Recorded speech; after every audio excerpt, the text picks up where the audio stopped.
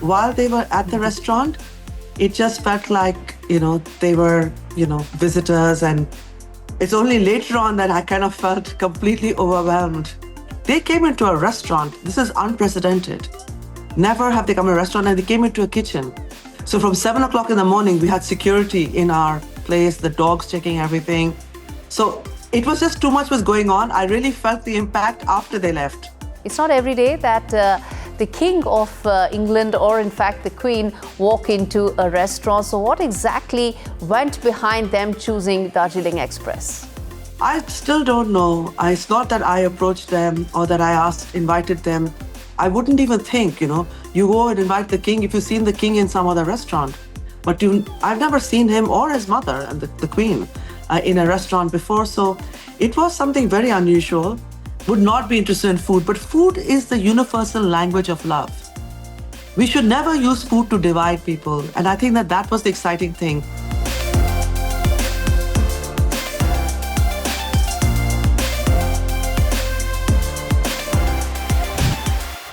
Joining me is restaurateur Asma Khan. Asma, thanks so much for speaking to me. Let me start by asking you, how did you feel about the visit of King and Queen to your restaurant? While they were at the restaurant, it just felt like, they were, visitors. And it's only later on that I kind of felt completely overwhelmed that they had actually come. Until the arrival of the king and queen, there were so many security issues, trying to make sure that everything was safe, that everything was, they came into a restaurant. This is unprecedented. Never have they come to a restaurant, and they came into a kitchen. So from 7 o'clock in the morning, we had security in our place, the dogs checking everything. So it was just too much was going on. I really felt the impact after they left. And then it was overwhelming. I could not believe that they had come to my restaurant. It's not every day that the King of England, or in fact the Queen, walk into a restaurant. So what exactly went behind them choosing Darjeeling Express? I still don't know. It's not that I approached them or that I invited them. I wouldn't even think, you go and invite the king if you've seen the king in some other restaurant. But I've never seen him or his mother and the queen in a restaurant before. So it was something very unusual. And when they told me that I could invite, some guests to that event, I decided to invite, really interesting women who are Muslim, but who are artists, rugby players, really doing exciting things, painters. Someone's writes a crime thriller. So really kind of looking at a kind of broad range, because, we are often, when people look at Muslim women, they kind of think that this is, that we are not so creative, that we're being controlled, especially if you wear a hijab. So a lot of the women who came to that event with the king wore hijab, and one of them is a rugby player. She's got gold teeth. Obviously, she's broken her teeth. And the king loved talking to her about, how she felt playing, what her position was. The king was telling her which position he played rugby in. He was just so nice. He was so wonderful, so warm, and so loving. Literally, I had to pull him from one to the other because he was just standing and talking to everyone for too long. I had to literally take him from one place to another because he was just excited. The queen went in to start packing the biryani. He was still talking outside. So she came out and said, "Charles, come in." He had to go back in to help with the biryani. It was just lovely. Did they have any feedback or any views about the Indian food that you served to them? Yes, I made, very Calcutta style chicken biryani, and he was very fascinated by it. It was a short visit, so they had asked for all the food to be given to take away. So I sent them momos, tangra prawns, all the kind of food that we have in the restaurant. Everything was sent, including papa doi. The king was fascinated by the shahi tukra. So when he started asking me questions about the shahi tukra, I told him that I've sent it with you. So he was quite happy. And when I gifted him my book, Monsoon, I told him I don't expect you to cook from it. He said, yes, but I'm going to eat from it. He was really interested, asked really interesting questions about the food, the rice. And I just think it's, great because I feel that often you think that people who are like in his position or would not be interested in food, but food is the universal language of love. We should never use food to divide people. And I think that that was the exciting thing.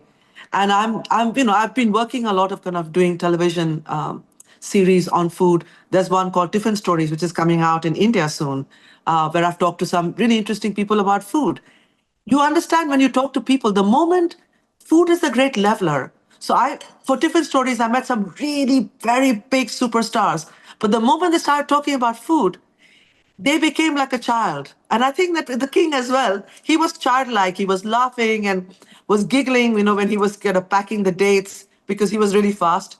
And my mistake to think that the king would just do a few. No, no, he came to pack a lot of the dates. I was scrambling because I was so slow because they were just so fast. And I think that, this is the one thing that unites us. I feel very privileged to be where I am, that this becomes a home for everybody. People come here to eat, but also people come to understand about my people. They understand India when they come to this restaurant because Indian food tells its own story. Which brings me to ask you, what about the Indian women, their role in British society? How much do you think that has improved and how important are they now in British society? Definitely, you see a lot more South Asian Indian women in positions of power. In fact, one of the women who I invited is the head of the CEO of Accenture, which is a really big company for UK and Ireland. So you find women now in positions of great power. And I think that, we do need to now work together to kind of help. There is a marginalized part of our community, women who have come in and are in very, are haven't learned the language, haven't settled in. I think we still need to help that generation of women who were left out, who came before, the internet and the mobile phones. And I think that that's still, we need to do a lot more, but I can see Indian women, Indian culture, Indian food everywhere. And I'm so proud of that. And Asma, finally, let me ask you, what's your next goal as a chef from here on? I think I would like to make our food more accessible. I want to come up with an idea where, because you find, grab and go everywhere, where you can just go in and pick up something in this country, but you never find really, really high quality Indian food. So I think that's the next thing I want to do, is to actually have a kind of outlet, a different kind of business, but really, again, using a lot more women to produce this food. And, we just the simplest of things, chai and samosa, beats any kind of thing you can get in King's Cross Station today. And we are not there. We're not there. Indian food needs to go into spaces where we're not there. And right now, I think that on this, we need to actually kind of come up with greater ideas of actually involving more women in food, because it still is a very, very male-dominated business. All right, Asma Khan, thanks so much for speaking to me on NDTV, and wish you the very best from here on. The Lord Mayor of London is a remarkable role. The Lord Mayor is the global ambassador for the United Kingdom's financial, professional, legal and maritime services. Represent 2.4 million people in the United Kingdom, which is 1 in 13 of the workforce, and responsible for about 14% of GDP. So it's a very substantial sector of the UK economy. I've been meeting business leaders, of the very top business leaders. I've been meeting the head of the Stock Exchange, of SEBI, of the Reserve Bank of India. And I think really my job has been to try and talk about where are the opportunities that are for British businesses trying to do business here, more business here in India, and also where are the opportunities for Indian businesses to invest into the United Kingdom. To talk about the opportunities there. But certainly we've been talking about deregulation, we've been talking about the opportunities to allow new businesses to come in. We've also been talking about the changes that have just occurred in the Indian budget recently. For instance, allowing insurance companies to go from 74% up to 100%. Hello everyone, welcome to the special interview session. I have a special guest with me, Lord Mayor of London, Alistair King. Thank you for joining us on this important discussion.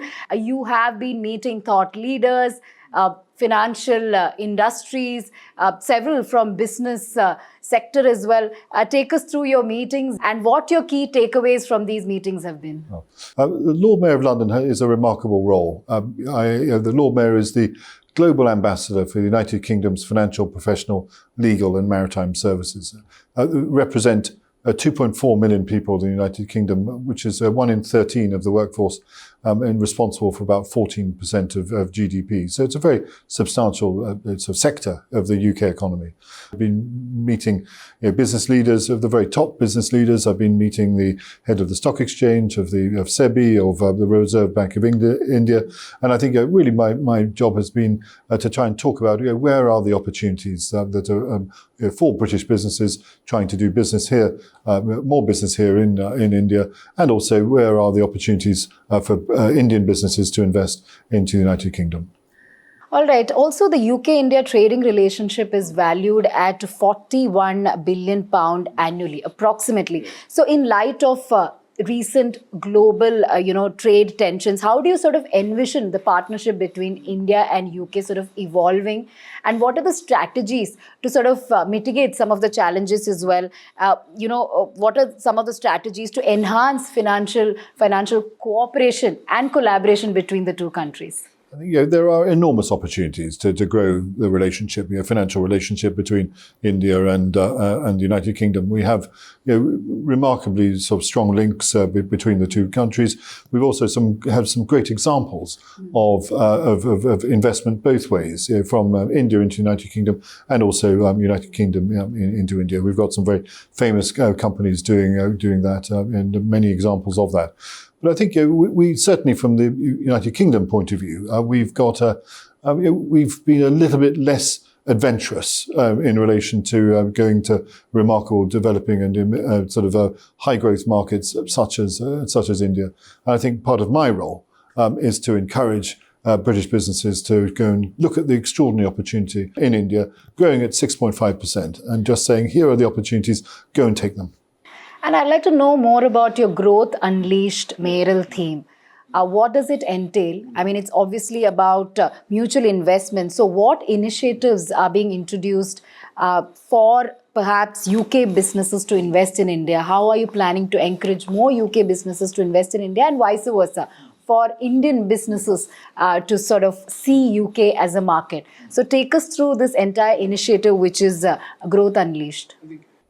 The premise is the fact that financial and professional services, legal services and maritime services, that's where the growth is going to come from in the United Kingdom in the early years of this new government.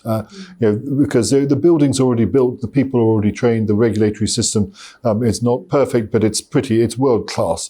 The missing ingredient is confidence. And so I'm trying to instill confidence into British businesses to go off to remarkable dynamic markets such as India. So what measures can I do to install more confidence? It's by leading by example, to go and see some of the remarkable business people here in India and try and work out new ways of doing business together. And I think also seeing those businesses talking about the foreign direct investment opportunities into the United Kingdom. So it's a two-way process. Right. And also I'd like to ask about the recent announcement of reciprocal tariff by the US.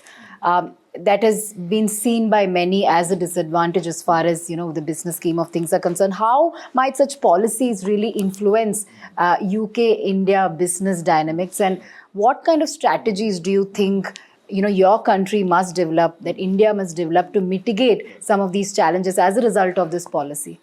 Well, the United Kingdom is famously a very open economy, and we put great store by continuing to be an open economy. Certainly when it comes to potential tariffs from the United States against the United Kingdom, we're a service-led economy, 80% services. It's much more difficult to put tariffs onto services than it is on the trading of goods. And so I sense that we may escape the worst of the tariffs in the United Kingdom ourselves. And I think in relation to India, let's see what actually transpires rather than the rhetoric. But I just think the relationship between India and the United Kingdom is extremely strong. And also there are, though there may be some obstacles put in the way, I'm absolutely sure that the desire to do business will overcome. You're saying these tariff policy may not affect at all as far as Indo-UK relations or? Let's see what actually transpires exactly, because I think that there's a lot of speculation out there and many rumours and all the rest of it. But let's see what transpires, and then we'll deal with the with whatever is the actual situation rather than what might be. All right. And also in your discussions with financial institutions, I believe you went to the RBI, you went to SEBI, Yes. you've spoken to several financial institutions. Yes. What regulatory challenges have been identified that might hinder bilateral trade? Well, I think it's certainly better. The business environment here is better than when I first came to do business here in India some 15 years ago. So it is wonderful to see the improvements that have been made, and so I can certainly report back to British businesses in financial, professional, legal, and maritime services to talk about the opportunities there. But certainly we've been talking about deregulation. We've been talking about the opportunities to allow new businesses to come in. We've also been talking about the changes that have just occurred in the Indian budget recently. For instance, allowing insurance companies to go from 74% up to 100%. London has the strongest insurance centre in the world, and so therefore that'll be of enormous interest to British insurance companies, and I will certainly be encouraging them to do more business in India.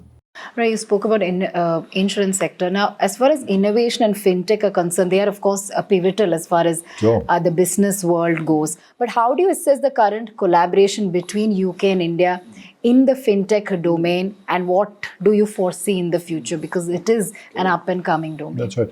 It's both the United Kingdom and India have extremely impressive fintech businesses. Really, really world-beating businesses, and I think that the opportunity to collaborate is there. And I think what I'm saying to Indian fintech businesses is, when you want to internationalize your operation, then London is the obvious place to come. It has all the regulatory certainties, and it has a well-trodden path in relation to developing fintech businesses. And I think there are very attractive elements. But also the same message for British fintech companies. India is an incredible growing market, all sorts of opportunities out there. We've seen some good examples of British fintech businesses succeed here in India, and I'd like to encourage more to go off and do that. So there's a lot in common between London and Mumbai. Yes. You have had meetings with British businesses who are operating in Mumbai. So what are some of the challenges that they told you about? What common barriers have been highlighted by several of these businesses, and how do you plan to sort of overcome them, or how do you see them overcoming some of the barriers when they operate their businesses in Mumbai? You are one of those. You have operated your business in the city. Right. Well, I think that what has been very interesting is speaking to British businesses about what opportunities does Gift City give to British financial businesses. That's something that's happened since I was doing business here in Mumbai. I think that therefore those sorts of innovative business structures, how can they take advantage of those and sort of build their businesses through that route. I think also the changes in the budget. How can they again take advantage of that? We talked to a British insurance two British insurance operations. Again, talking about the changes there. So I think that's interesting. And I think just sort of are there any ways in which we can sort of lobby Indian government to make some further changes, because that's we want to promote the success of British financial and professional services businesses around the world. You're here as the Lord Mayor of London, but earlier in Mumbai you had set up your business. That's right. So I'm sure there is a difference in the business scheme of things, in the general atmosphere as far as setting up of business is concerned. So what difference do you see? I believe you were here in 2015? So I think from about 2008 through to 2015, that's right. And look, I very much enjoyed myself. We had 11 joint ventures around India, so I much enjoyed going to visit those joint ventures and working out the best strategy for those investments. But I think it was it's certainly. I think there's been a considerable improvement on the ease of doing business. Some of the licenses, permits and consents that we required then are no longer required now. And I think also it's a little bit easier to get around India than it was when I first started. So looking ahead, what is your vision for UK-India relationship, perhaps in the next decade or so? And given the challenges, how do you plan to navigate some of the challenges, potential geopolitical and economic challenges as far as the trade between the two countries are concerned? Your vision, your 10-year vision perhaps for absolutely. the collaboration. I very much believe in the extraordinary India growth story. I mean, it is quite remarkable. I've seen it, at first hand, and I think that there's very much I buy into the possibility of the Indian century. Sort of coming up, how India will develop and will grow.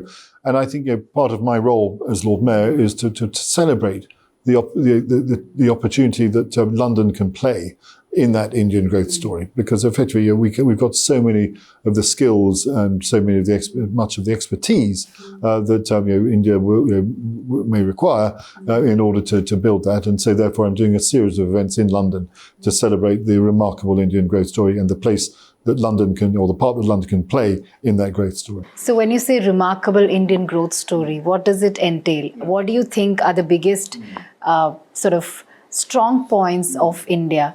Is it the skill? Is it the fact that, is it the talent and the skill? Is it the education? Is it the population itself? The fact that, every year there are more skilled people that come out of India. So what is the great Indian growth story? Well, I think it's many parts of exactly what you've said. Certainly the remarkable talent and the education of the people, the number. It's an extraordinary thing. But I think the only thing you've missed, I think also, is the remarkable ambition that so many Indian sort of people and business people possess. This great desire to succeed and to beat the world. And I just think that's fabulous. And I would very much like London to make sure they're playing a really strong part in part of that ambition. All right, great. Thank you so much. So that was the Lord Mayor of London, who spoke extensively on his vision as far as Indo-UK collaboration is concerned. Thank you for giving us all the insights into it. Yeah. And hopefully we look forward to see how these partnerships really grow. Thank you for joining us on NDTV. Thank you very much indeed.